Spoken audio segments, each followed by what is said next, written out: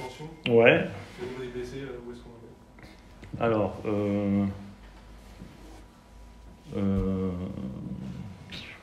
Manu revient dans le groupe de suspension. Kenny a repris aussi l'entraînement avec le groupe, il a fait 2 séances. Mathias continue, mais bon, il est encore un petit peu juste, donc on va le reposer encore ce week-end je pense qu'il sera intégré potentiellement pour qu'il postule dans le groupe, tu vois, à partir après la trêve internationale. Et puis donc que Mathias et Loïc en fait et Loïc Rémy qui sont pas aptes à postuler, quoi. Après tout le monde, je crois que tout le monde est à peu près apte avec le fait que Kenny a que 2 séances voilà, dans les jambes, quoi. C'est une réflexion aussi pour savoir si on intègre au groupe ou pas, quoi. Ce match contre Troyes, là, alors ouais. Est-ce qu'il revêt une importance encore plus particulière que les autres?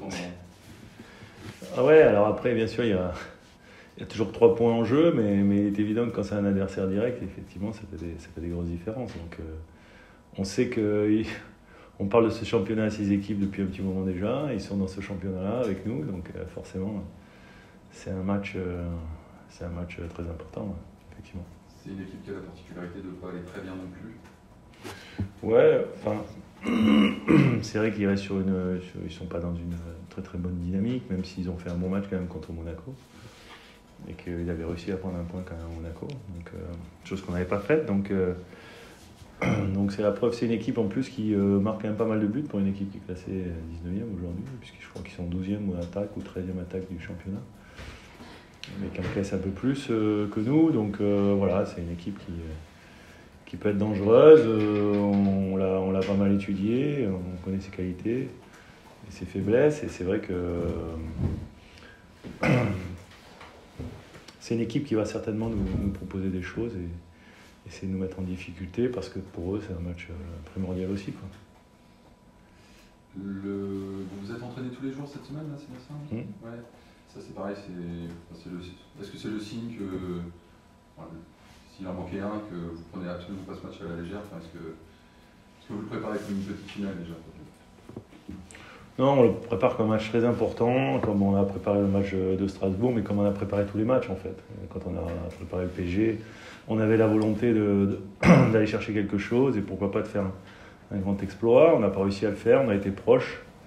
Il y a cette frustration qui a touché les joueurs aussi après ce match-là, et c'est vrai qu'il faut aussi reporter cette frustration et j'allais dire, la transformer en énergie positive pour se déplacer à Troyes et faire le grand match qu'on a besoin de faire, comme on avait fait à Strasbourg.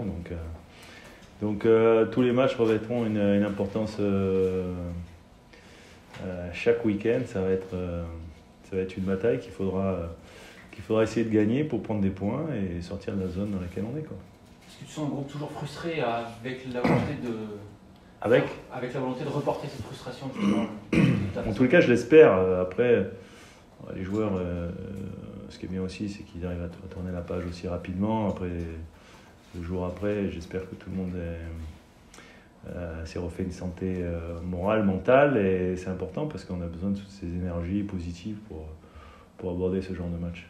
Est-ce qu'on se dit, avec ce qu'on a vu contre Paris, si on reproduit sur les autres matchs à jouer, à fortiori contre des concurrents directs, on doit pouvoir se maintenir à l'égalité? Ouais, mais potentiellement, il y a la qualité, potentiellement, il y a aussi, en termes d'état d'esprit, de vie de groupe, voilà, il y a toutes les forces vives pour atteindre nos objectifs. Après, il faut pouvoir les retranscrire dans les matchs, et après que même quand on fait des prestations, ça se concrétise par des points, effectivement des matchs qui nous permettent d'avancer dans le classement. Donc voilà, on a été quand même assez frustrés sur quelques matchs depuis que je suis là. À Toulouse, on se fait rejoindre, je veux dire contre Lens ici, où on se fait rejoindre, contre Paris, où effectivement on prend un but à la dernière minute, donc à Lille où on mène, donc on a souvent eu le sentiment de tenir le bon bout, et à un moment donné de pour différentes raisons, hein. Alors soit de notre faute, soit des fois un petit peu où on a été puni, ou quelques fois où on a été peut-être pas trop avantagé non plus. Donc bon, c'est un ensemble de choses qui fait que les joueurs sont conscients qu'ils ont les capacités, ils sont conscients qu'ils peuvent faire plus, qu'ils peuvent faire mieux. Il faut qu'on continue à s'améliorer, parce que je pense que l'équipe progresse, mais pour l'instant c'est encore insuffisant pour pouvoir créer en tous les cas un écart qui nous permettrait d'être un peu plus tranquille. Donc je pense que cet écart-là, il va jamais entre ces 6 équipes, je ne pense pas qu'elles se départageront comme ça, et il va falloir être prêt jusqu'à la fin de pouvoir batailler, quoi. Si on met à part l'accident industriel à Montpellier qui n'était pas relégable, même si la dynamique n'était pas bonne, vous battez Angers, vous allez gagner à Strasbourg, face aux concurrents directs, vous êtes une des formations qui prend le plus de points dans le championnat des 6. Que Dieu t'entende et que ça continue, j'ai envie de dire, parce que c'est vrai que il y a 3 qui se profilent, puis après il y aura encore 2 autres équipes dans ce championnat, donc on fera le bilan à la fin, mais il est évident que si tu fais des bons résultats contre tes concurrents directs, tu as quand même plus de chances de pouvoir atteindre ton objectif, quoi. Donc il est évident que c'est pour ça que c'est un match très important. Tu l'as dit, tu le soulignais tout à l'heure, l'infirmerie se désemplit un petit peu. Ouais. Est-ce que ça aide le groupe à y aller plus sereinement, Ouais, je sais pas, ça amène en tous les cas plus de concurrence. Ça m'oblige moi à faire maintenant des choix, même déjà pour faire le groupe de 20, parce qu'on est un peu plus que 20 maintenant à l'entraînement, ce qui n'a pas été le cas longtemps, pendant quelques semaines. Donc ça m'amène à faire des choix, ça m'amène aussi à essayer de tirer le groupe vers le haut en se disant que voilà, qu'il va falloir à l'entraînement gagner sa place tout simplement, qu'on aura besoin de tout le monde, mais qu'en même temps il n'y a pas de place ici pour les états d'âme, et qu'il va falloir qu'effectivement les garçons soient prêts quand on les appelleront à répondre présent. Donc il y en a qui jouent plus dernièrement, il y en a qui se sont blessés, il y en a qui ont besoin de récupérer aussi du rythme. Donc voilà, c'est un espèce de puzzle à mettre en place qui n'est pas si simple, parce que match après match, tu essayes de mettre quand même la meilleure équipe, celle qui est le plus apte à répondre à l'objectif du week-end, c'est-à-dire mettre les joueurs les plus en forme. Donc ça, c'est pas simple, mais en tous les cas, c'est mieux quand même d'avoir un peu plus de choix, quoi. Justement, contre 3, là, vous avez 3 points d'avance sur cette équipe-là. C'est difficile de dire que c'est une balle de match, mais c'est quand même très important ce match-là, parce que finalement, on connaît la difficulté de glaner des points dans cette situation-là. S'il y a victoire contre 3, cette équipe-là... c'est sûr que mathématiquement, si déjà tu devais faire un grand résultat et les mettre à 6 points, il est évident que déjà par rapport à cette équipe, ça te donnerait un petit matelas. Maintenant, j'allais dire que la victoire, elle est presque plus impérative pour les Troyens que pour nous, quoi. Et dans la préparation du match, ça fait aussi sens d'être conscient aussi de cette réalité. Maintenant, on prépare tous les matchs pour les gagner, quoi qu'il arrive.